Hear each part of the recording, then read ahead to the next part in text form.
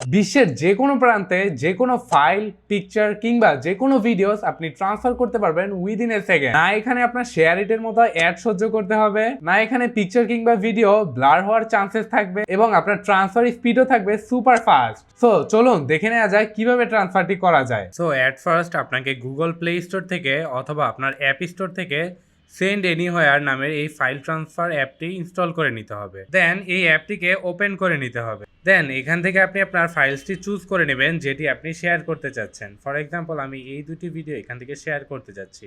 দেন এটিকে আমি সিলেক্ট করে এখানে সেন্ড অপশনে ক্লিক করব।